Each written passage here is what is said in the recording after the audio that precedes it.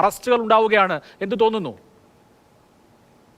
എനിക്ക് തോന്നുന്നു ആ പെൺകുട്ടി ഈ കാര്യത്തിൽ വളരെ ക്രിസ്റ്റൽ ക്ലിയർ ആയിട്ടായിരുന്നു ആ കുട്ടിയുടെ സംസാരവും പ്രതികരണവും എല്ലാം. നമ്മളത് കണ്ടിന്യൂസ്ലി ശ്രദ്ധിക്കുന്നുണ്ടായിരുന്നു. ആ കുട്ടി വളരെ വ്യക്തതയോടെയാണ് കാര്യങ്ങൾ സംസാരിച്ചതും അതുപോലെ തന്നെ ആ കുട്ടിയുടെ ഭാഗത്ത് നിന്ന് കൊടുക്കേണ്ട എല്ലാ തെളിവുകളും ആ കുട്ടി കൊടുത്തത് കൊണ്ടാണ് ഇത് ഇന്ന് നമുക്ക് ഈ പറയുന്ന ഓരോ വിക്ടിമിനും ഒരു ആശ്വസിക്കാൻ, അല്ലെങ്കിൽ ഈ മേഖലയിൽ പ്രവർത്തിക്കുന്ന സ്ത്രീകൾക്ക് ഒരു ആശ്വാസം തരുന്നതും അവർക്കൊരു മെസ്സേജ് കൂടിയാണ്. നിങ്ങൾക്കെതിരെ ഇത്തരത്തിലുള്ള പ്രശ്നങ്ങൾ എല്ലായിടത്തും ഉണ്ടാകുമ്പോഴും നിങ്ങൾക്ക് ചിലപ്പോൾ രക്ഷപ്പെടാൻ പറ്റില്ലായിരിക്കാം. നിങ്ങൾക്ക് നിങ്ങളുടെ ആ സാഹചര്യം കൊണ്ട് നിങ്ങൾക്ക് അവിടെ നിന്ന് ഇത്തരം അനുഭവങ്ങൾ ഉണ്ടാകുമ്പോൾ പോലും നിങ്ങൾ വളരെ വ്യക്തമായിട്ട് ഇത് പോരാടാനുള്ള ഒരു തയ്യാറെടുപ്പ് മാനസികമായി തന്നെ നിങ്ങൾ നടത്തണം എന്നുള്ളതിന്റെ ഏറ്റവും വലിയൊരു ഉദാഹരണമായിട്ടാണ് ഞാൻ ആ കുട്ടിയുടെ ഈ യാത്രയെ ഞാൻ കാണുന്നത്, അല്ലെങ്കിൽ ഈ പോരാട്ടത്തെ ഞാൻ കാണുന്നത്.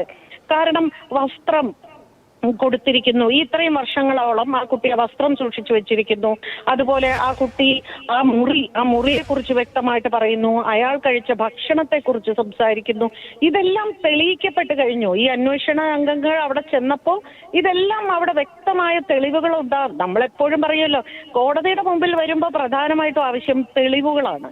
അപ്പോൾ ഒരു പെൺകുട്ടിയെങ്കിലും ഇവിടെ വിജയിച്ചു എങ്കിൽ അത് എനിക്ക് ഏറ്റവും സന്തോഷം തരുന്ന ഒരു കാര്യമാണെന്ന് മാത്രമല്ല, ഈ തൊഴിൽ മേഖലയിൽ, അത് ഏതൊരു തൊഴിൽ മേഖലയുമാകട്ടെ, അവിടെ ഉള്ളവർക്കൊരു മുന്നറിയിപ്പാണ്. നിങ്ങൾ എല്ലാ കാലവും ഇങ്ങനെ രക്ഷപ്പെട്ടു പോകാൻ പറ്റില്ല. എന്നെങ്കിലും ഒരിക്കൽ, എവിടെയെങ്കിലും ഒരിക്കൽ ഈ സത്യം തെളിയിക്കപ്പെടും, നിങ്ങൾ പിടിക്കപ്പെടും എന്നുള്ളതിന്റെ ഏറ്റവും വലിയൊരു തെളിവാണ്. അതൊരു വാർണിംഗ് ആണ് ഓരോരുത്തർക്കും, അതുപോലെ തന്നെ പെൺകുട്ടികൾക്കുമുള്ള ഒരു സന്ദേശമാണിത്. ഞാനിതിനെ അങ്ങനെയാണ് കാണുന്നത്. തീർച്ചയായും. അപ്പോൾ തന്നെ ശ്രീമതി ഭാഗ്യലക്ഷ്മി, ഈ കേസിന്റെ ജാമ്യവാദത്തിനിടയിൽ തന്നെ ഈ പെൺകുട്ടിയുടെ ക്യാരക്ടർ അസാസിനേഷൻ, അതായത് അവർ പഠിച്ചിരുന്ന കാലം മുതലുള്ള പല കാര്യങ്ങൾ ഉന്നയിച്ച് ഒരു വ്യക്തിഹത്യാശ്രമം ഉണ്ടായിരുന്നു. അപ്പോൾ കോടതി ബിൽക്കീസ് ബാനു കേസിലെ വിധി ഉദ്ധരിച്ചാണ് സമൂഹത്തിൽ ആര് എന്ത്, അവരുടെ സാമൂഹ്യ പദവി ഏത് തുടങ്ങിയ കാര്യങ്ങളല്ല, മറിച്ചൊരു സ്ത്രീ റെസ്പെക്ട് ചെയ്യപ്പെടണം എന്ന നിലയിൽ കോടതി ഈ വിഷയത്തെ കാണുന്നത് കൊണ്ടാണ് ആ വ്യക്തിഹത്യാശ്രമത്തെ അപലപിച്ചുകൊണ്ട് ജാമ്യം കൊടുക്കാതിരിക്കുന്നത്. അപ്പോൾ പരാതിയുമായി വരുന്ന സ്ത്രീകൾ വ്യക്തിഹത്യ ചെയ്യപ്പെടുന്നു എന്ന വസ്തുത നമ്മളിത് ഈ കേസിന്റെ ഭാഗമായി കൂടിയും കാണുകയാണ്. കോടതി അതിനോട് വലിയ ശക്തമായ നിലപാട് സ്വീകരിക്കുമ്പോഴും അതിൽ വലിയ അത്ഭുതം ഞാൻ കാണുന്നില്ല. കാരണം ഈ സമൂഹം ഇപ്പൊ പൾസർ സുനി ബെയിൽ കഴിഞ്ഞ് ഇറങ്ങി വന്നപ്പോ പൂവിട്ട് വരവേറ്റ ഒരു സമൂഹത്തിലാണ് നമ്മൾ ജീവിക്കുന്നത്.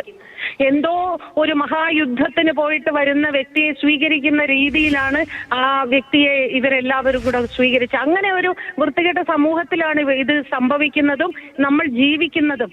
സൂര്യനെല്ലി പെൺകുട്ടി മുതൽ എല്ലാ സ്ത്രീകളെയുമാണ് അവർ ക്യാരക്ടർ അസാസിനേഷൻ നടത്തിക്കൊണ്ടിരിക്കുന്നത്.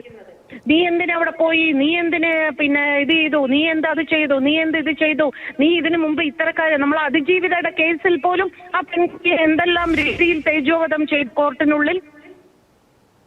അപ്പൊ ഇത് എല്ലായിടത്തും കാണും. അതാണ് ഈ പോരാടുന്ന പെൺകുട്ടികൾ എപ്പോഴും ഇതെല്ലാം നമ്മൾ കേൾക്കേണ്ടി വരും. എങ്കിലും സാരമില്ല, വിജയത്തിന്റെ അവസാനം വരെ ഞാൻ നീതിക്ക് വേണ്ടി പോരാടും എന്നുള്ളൊരു നിശ്ചയദാർഢ്യം ഓരോ പെൺകുട്ടിക്കും ഉണ്ടാവണം.